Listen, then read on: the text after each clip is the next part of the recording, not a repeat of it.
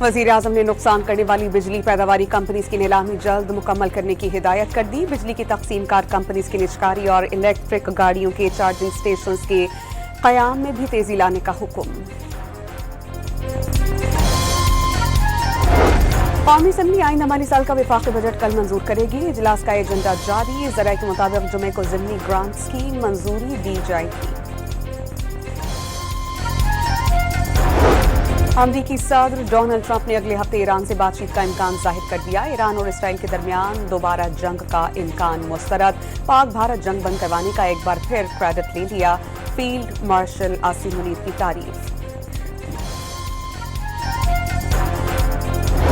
और अमरीकी सदर का जंग के आखिरी दिनों में इसराइल को खूब मार पड़ने का एतराफ। ईरान के बैलिस्टिक मिसाइल्स ने इसराइल में काफी तबाही मचाई।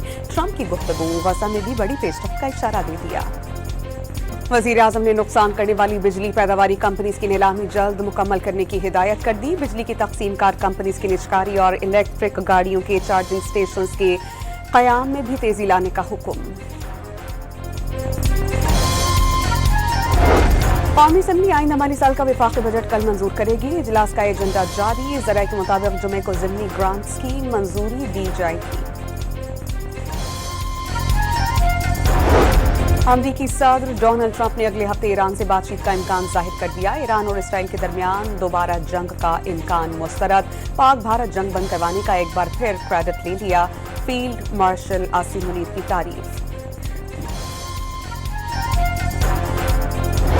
और अमरीकी सदर का जंग के आखिरी दिनों में इसराइल को खूब मार पड़ने का एतराफ। ईरान के बैलिस्टिक मिसाइल्स ने इसराइल में काफी तबाही मचाई। ट्रंप की गुफ्तगू गजा में भी बड़ी पेशरफ्त का इशारा दे दिया।